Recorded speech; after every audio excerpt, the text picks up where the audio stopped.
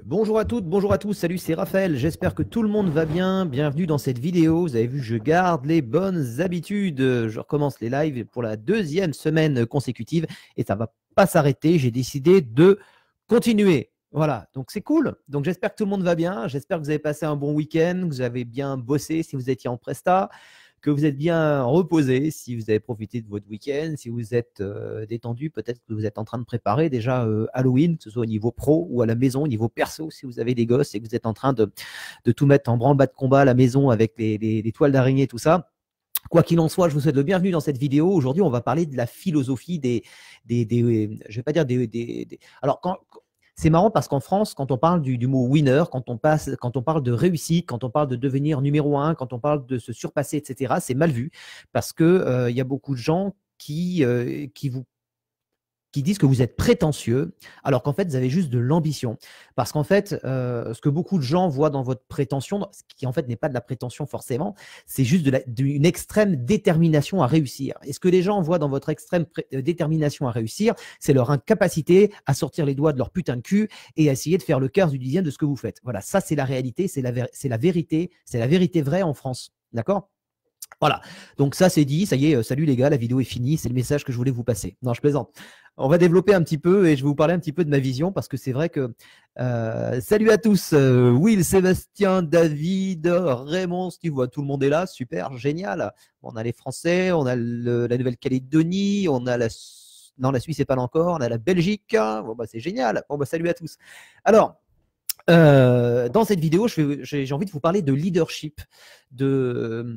Je regarde beaucoup de vidéos, vous savez, je me forme beaucoup, je travaille tout seul à la maison, je suis là derrière mon bureau, je suis dans la pièce derrière, et c'est pas évident de se foutre des coups de pied au cul parce qu'il n'y a pas un patron, il n'y a pas une équipe qui me pousse derrière, etc. Et même si on est en train de se développer et que je suis plus tout seul, il n'empêche que travailler tout seul à la maison, c'est pas évident, c'est pas facile, il faut se mettre des coups de pied aux fesses, il faut se motiver, il faut se foutre la pression, etc.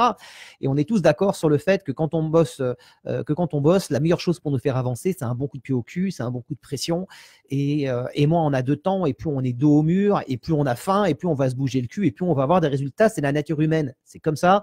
Il y a même un universitaire américain qui a créé un bouquin là-dessus. Il a créé une loi, et ça s'appelle, comment déjà ça s'appelle la loi de Parkinson. Rien à voir avec la maladie, hein, mais ça s'appelle la loi de Parkinson. Donc, en gros, l'idée, c'est que plus on attend pour réaliser une tâche, et plus on va trouver de raisons de la reporter à plus tard, donc la fameuse procrastination, mais surtout, plus on va trouver de moyens et de raisons de la compliquer. Voilà, tout simplement. Et c'est un prof d'université.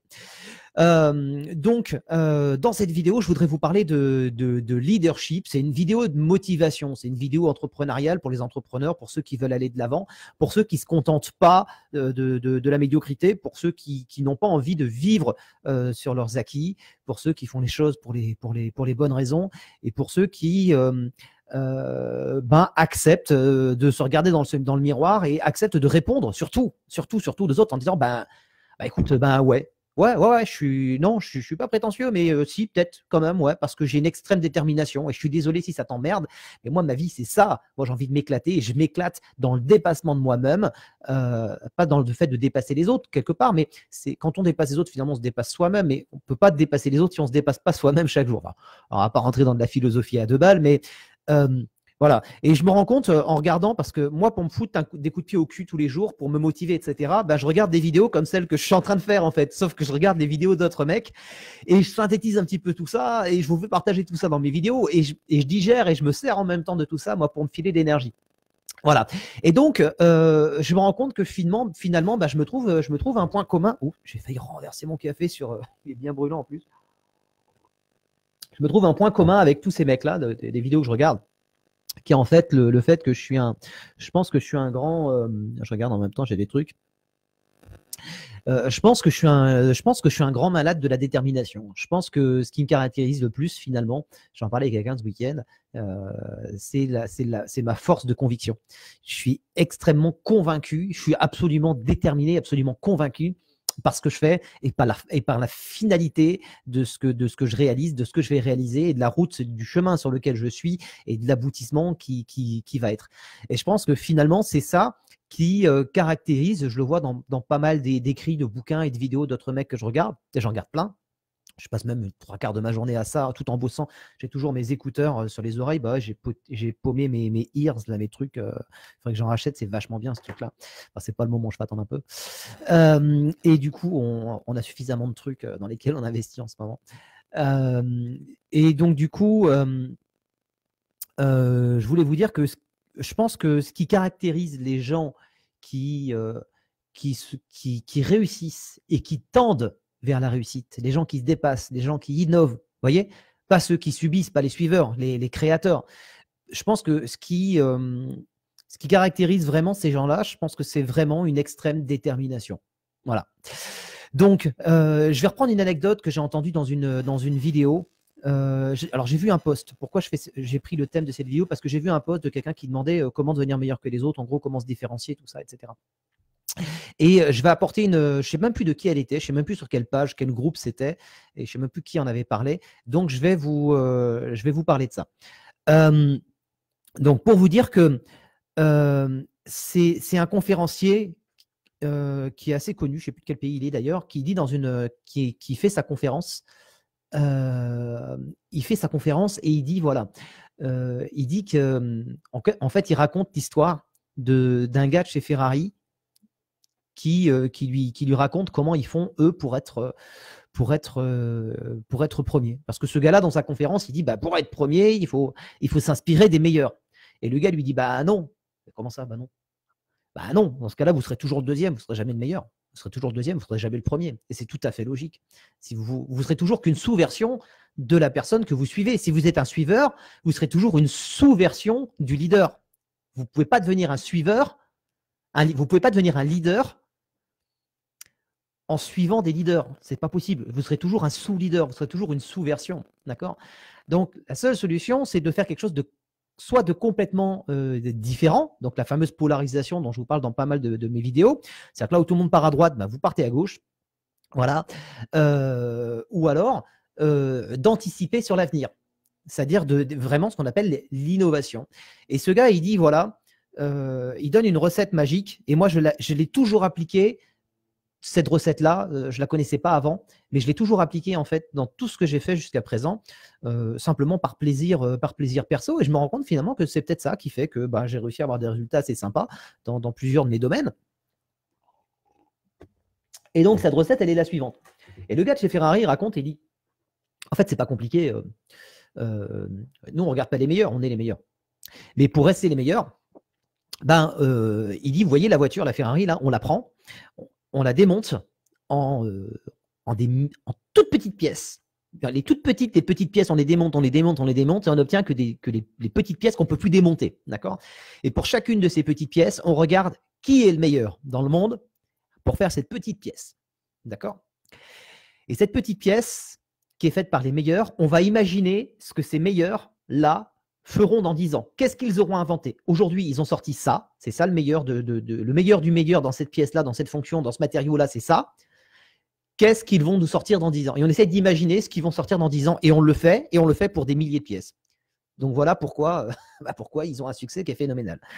Et je veux dire, tout le monde ne s'appelle pas Ferrari. On n'a pas une équipe de 90 000 personnes. Enfin, j'en sais rien, avec des budgets recherche et développement monstrueux. Mais je pense qu'on peut s'inspirer de cette philosophie. Voilà. Qui est et en fait, pour la mettre en pratique concrètement dans notre métier, qu'est-ce qu'il faudrait faire? Moi, c'est ce que je fais. C'est encore une fois, c'est mon expérience perso. Prenez pas, peu importe. L'idée, c'est j'aime bien faire ces vidéos. Moi, je trouve ça sympa. J'adore faire ça. Et si c'est utile, en plus, tant mieux.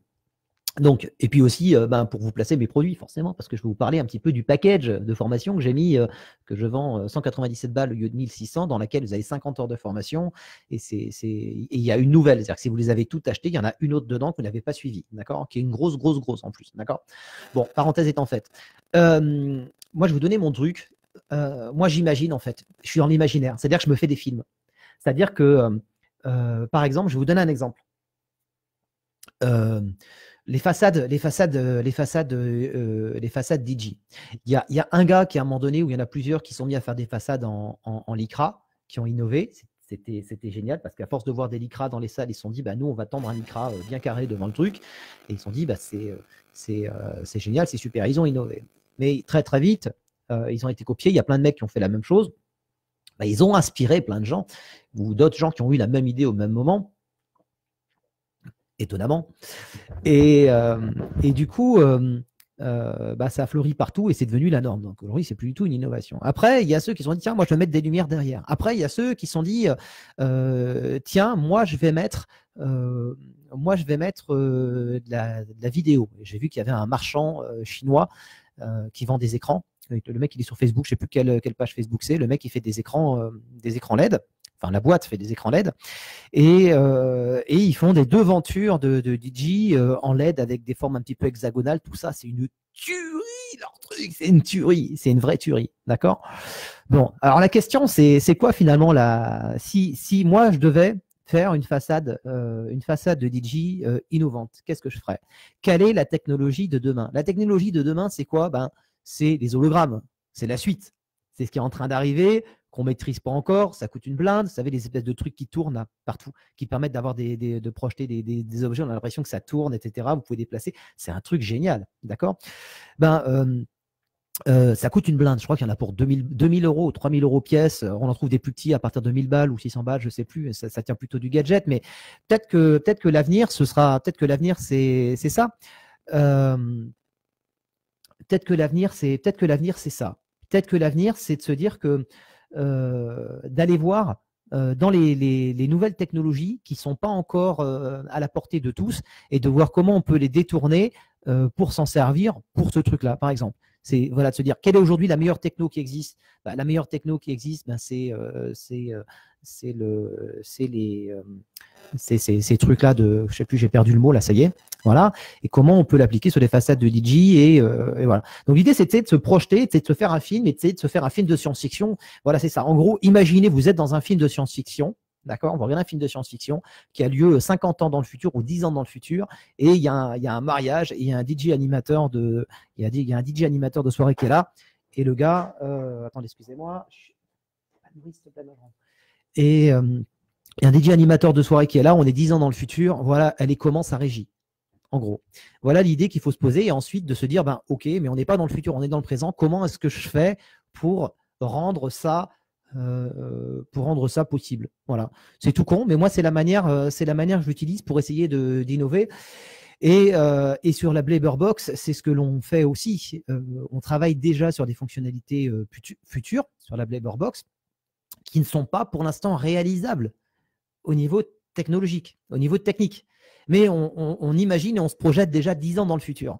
C'est-à-dire que ce que des gens vont faire en utilisant les technos actuels ou en nous copiant ou en ayant les mêmes idées au même moment, ou, parce que personne n'a le monopole des idées, mais on est au-delà, on essaye d'être au-delà de ça. Alors bien entendu, on ne peut pas réaliser des trucs qui ne sont pas réalisables, mais par contre, dès qu'il y a une piste, on aura déjà nous prévu, dès qu'il y aura une piste sur la faisabilité technique et technologique, on aura déjà trouvé toutes les idées d'application parce qu'on les aura rêvées, on les aura imaginées. Voilà. Et je pense que ça, c'est le propre aussi du leader, c'est le propre du numéro 1. C'est que le numéro 1, c'est un rêveur et il a une vision qui est inébranlable. Et personne ne peut se mettre en travers de la vision extrêmement ancrée, de la force de conviction et de la détermination d'un vrai leader. Et si vous voulez réussir dans votre domaine quel qu'il soit, je pense que vous devez devenir obtenir ce type de personnalité. Et même si c'est pas dans votre personnalité, ça se travaille, cette personnalité-là, ces traits de caractère, ça se cultive simplement en changeant. Déjà, il faut y croire, il faut avoir un but, il faut avoir une envie, il faut y croire, il faut avoir de la motivation. Et la motivation, il faut qu'elle soit inscrite dans le temps, donc elle devienne de la détermination. Ensuite, il faut qu'elle devienne une véritable, que ça devienne une habitude, que ces habitudes soient ancrées en vous, qu'elles fassent partie de votre attitude, de vos habitudes, de vos convictions, de vos croyances. C'est inscrit dans votre personnalité, ça devient inscrit dans votre ADN, d'accord? Et votre vision, vous véhiculez, vous vivez votre vision. Et votre vision porte aussi votre personnalité. Et au fur et à mesure, vous changez votre seuil d'impossible. Toutes les petites choses qui étaient impossibles deviennent possibles et votre seuil d'impossibilité de finalement il est extrêmement élevé. C'est-à-dire qu'il n'y a rien qui vous paraît impossible. Et quand vous tombez, vous échouez, vous dites c'est pas grave, vous le relevez tout de suite et vous allez cultiver ce qu'on appelle la résilience, qui est la capacité à se relever. D'ailleurs, on voit la capacité des leaders à leur capacité à se relever quoi qu'il arrive, au nombre de claques qu'ils sont capables de prendre dans la gueule sans broncher et à toujours se relever, et surtout à ne pas être influencé par tout ce que disent les gens. Je vais vous donner un exemple. Je crois que je viens de recevoir encore un message à la con, je sais plus. Je sais plus. Enfin bref. Bon, enfin pour vous dire, je reçois plein de messages du fait de faire plein de vidéos et de recommencer à faire des vidéos. Je reçois plein de messages de gens qui me disent tu devrais faire ceci, tu devrais faire cela, tu devrais pas faire ceci, tu devrais pas faire cela. Merde, ferme ta gueule. Montre-moi ce que tu fais. Montre-moi ce que tu fais. Montre-moi comment tu le fais. Montre-moi les résultats que tu as. Et si j'ai envie d'avoir les mêmes résultats que toi parce que tu as des résultats de folie, que tu as réussi à faire quelque chose de grand dans ta vie, eh ben, je vais regarder, je vais dire, waouh, ce mec-là, il me fait rêver. Il me fait rêver.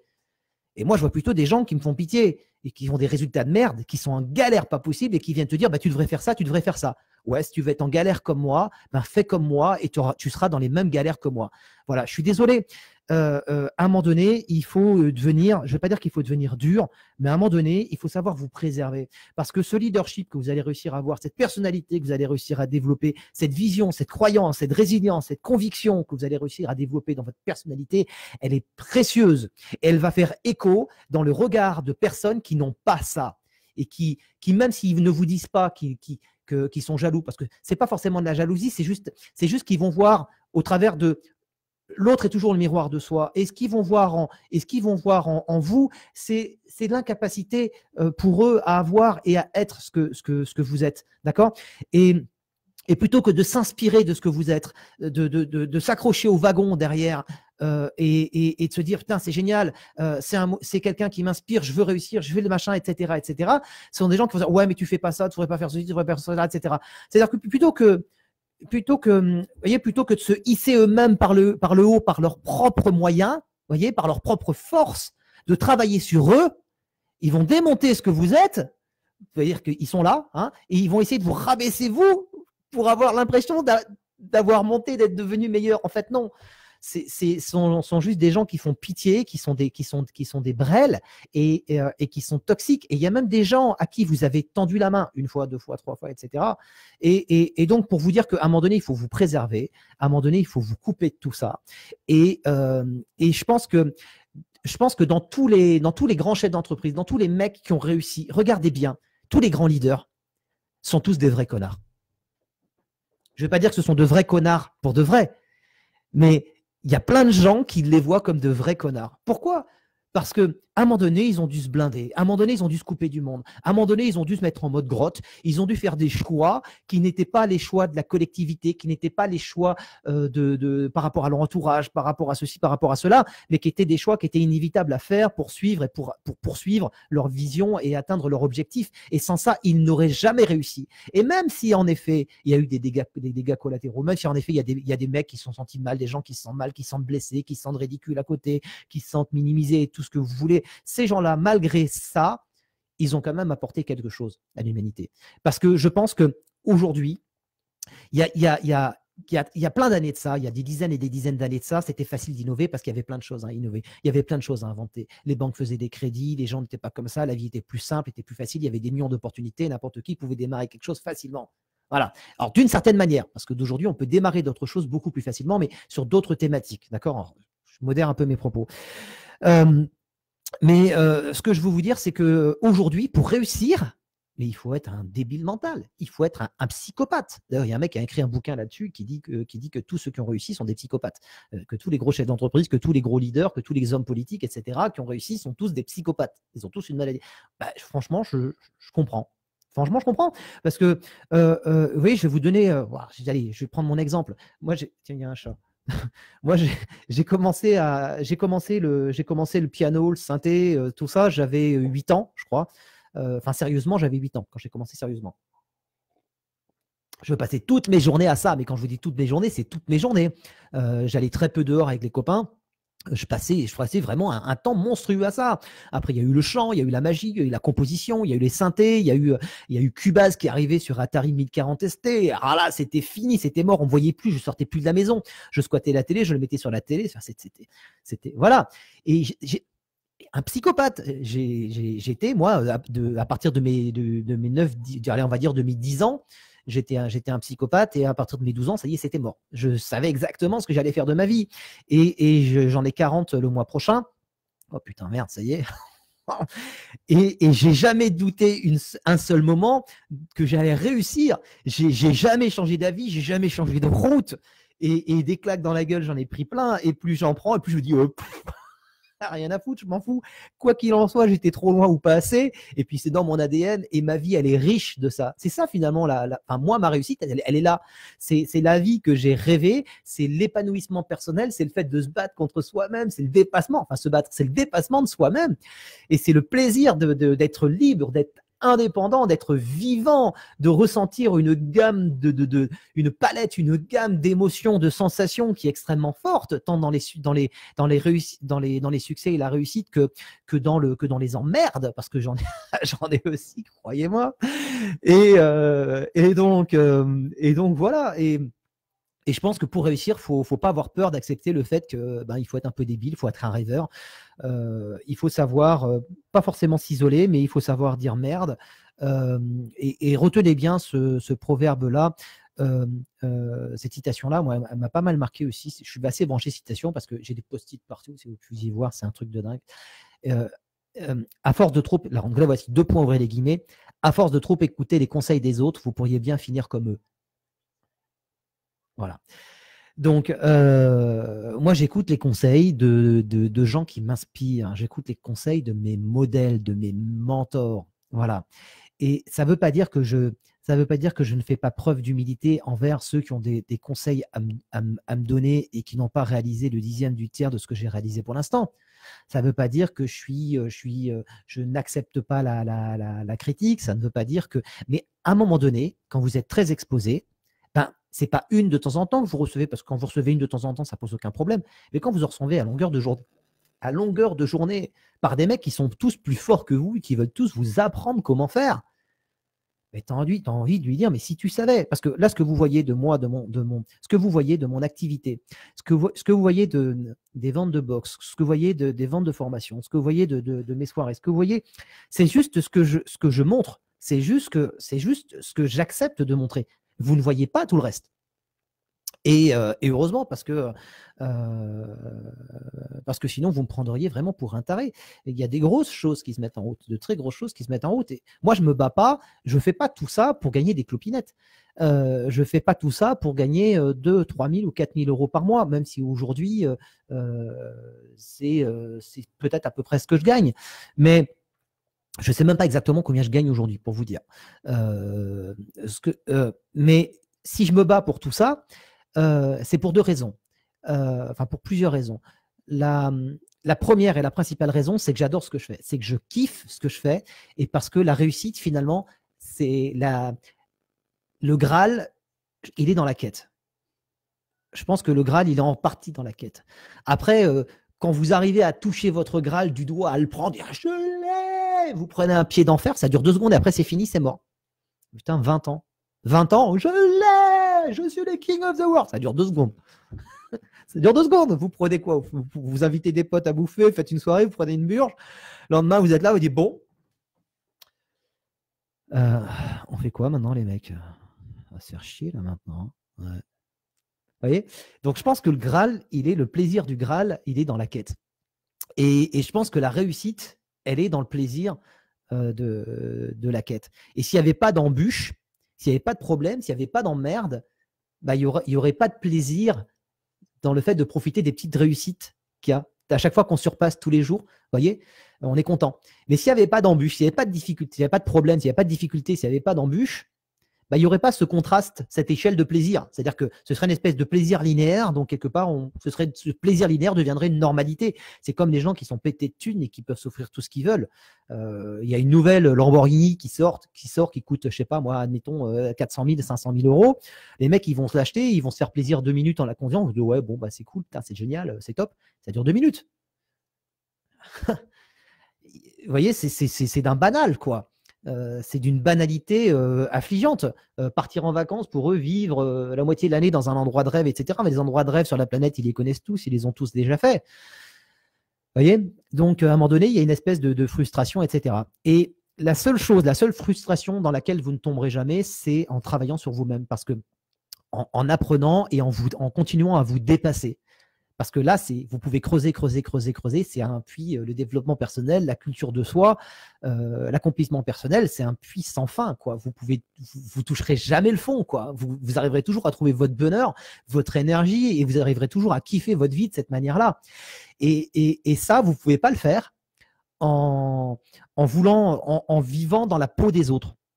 En vivant dans la peau des autres, en essayant de suivre, de faire ce que font les autres, en voulant avoir la même chose, et en essayant de critiquer, de conseiller les autres, de donner votre avis, etc. Vous ne vivez pas votre vie.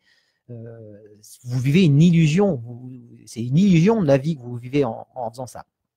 Voilà, donc c'est la vidéo du jour, c'est une vidéo de leadership. Bien entendu, je vous parle maintenant de l'offre que j'ai mis au-dessus. Je pense que le contenu est sympa. J'espère que ça vous inspire en tout cas. Tout ce que j'apprends au fur et à mesure, je le mets dans des formations et dans des masterclass. J'en ai sorti pas mal pendant 4 ans, 3 ans. Ouais, 3 ans. J'ai mis un lien au-dessus et je vous propose l'intégralité de toutes les masterclass pour 197 €. Vous pouvez les acheter en 3 fois. Il y en a plein. Pour ceux qui les ont déjà tout acheté, il y en a une nouvelle dedans sur le montage vidéo. Elle est d'enfer. Voilà. Bon, j'ai fait le tour. Hein. Je vous souhaite une super journée et une très très bonne semaine. J'espère qu'il fait beau chez vous. Et puis voilà. Focalisez-vous sur votre vision, soyez assez fou pour croire en vos rêves, soyez comme ça, vous devez écouter comme ça, vous prenez tout ce qu'il y a autour, vous focalisez sur votre vision, une fois que vous avez votre vision, vous faites un laser. Vous prenez votre vision et vous en faites un laser. Et là, vous n'écoutez plus rien autour et vous foncez tout droit. D'accord? Parce que si vous conduisez une bagnole de course, vous faites une course de bagnole, j'ai fait souvent cette analogie-là, et que vous regardez à côté, vous regardez le tableau de bord, vous regardez les jambes de l'autre, vous regardez l'autre arriver, etc. Et vous dites à l'autre, ouais, mais attends, là, tu ne devrais pas faire ça, parce que sinon, ceci, cela, vous allez vous planter la gueule. Ça va vite. Enfin, sauf si vous allez à 2 à l'heure, vous pouvez vous permettre de le faire. Mais quand vous accélérez, vous ne pouvez plus vous permettre de le faire. Le pilote de course, il regarde au loin, il regarde là où il veut aller, il regarde là où il veut amener sa voiture. Il ne regarde pas là où il est, il ne regarde pas devant. Sinon, il va se planter la gueule 200 mètres plus loin. Et je pense que c'est un petit peu pareil par rapport au développement personnel, par rapport à l'esprit, par rapport à la vision, à la motivation, tout ça. Je pense qu'il faut regarder au loin et ne perdez pas trop de temps à regarder autour les gens qui sont derrière, les gens qui sont à côté, qui veulent s'accrocher, qui aimeraient mais qui sont pas, qui voudraient mais qui veulent pas, qui savent mais qui savent pas, mais qui font pas. Et ce sont des gens qui faisaient la même chose il y a 20 ans et qui ont rien fait il y a 20 ans, qui ont rien fait il y a 10 ans, qui ont toujours voulu faire et qui ont jamais rien fait et qui ne feront jamais rien simplement parce qu'ils regardent trop les autres. Ils se regardent pas soi-même. C'est ça le problème. Voilà. Donc regardez uniquement ceux qui vous inspirent, regardez des modèles, trouvez des mentors, inspirez-vous d'eux. Ensuite, faites-vous votre truc à vous, en réunissant tout ce que vous avez été chercher à droite à gauche qui vous a inspiré. Et ensuite, vous prenez tout ça et vous en faites un laser et vous allez tout droit. Et vous n'écoutez plus rien ni personne et vous allez tout droit. Vous tombez, vous relevez, vous allez tout droit. Vous vous mettez en mode bulldozer avec une fusée dans le cul. Ouais, je suis désolé, c'est vulgaire ce que je dis, mais c'est empreint d'une extrême détermination. Voilà, mes propos sont extrêmement déterminés. Et puis vous allez tout droit. Et vous laissez personne vous dire le contraire, vous laissez personne vous dire quoi que ce soit. Et vous avancez. Il y a des moments où vous pouvez vous poser, vous pouvez faire le point, vous pouvez vous arrêter au stand, vous pouvez écouter les autres à ce moment-là, vous pouvez vous pouvez ouvrir les fenêtres, vous regarder, ok, sentir, checker les machins, les trucs, ok. Vous reprenez toutes ces informations-là et vous recanalisez tout ça et vous repartez.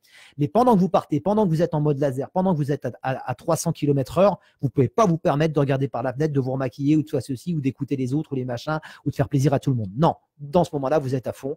Et je pense que c'est ça le leadership. Et vous pouvez l'appliquer dans tout ce que vous faites, que ce soit dans votre couple, dans votre métier, dans votre boulot au quotidien, dans votre passion. Et voilà, parce que la vente, le marketing, tout ça, c'est top, c'est important.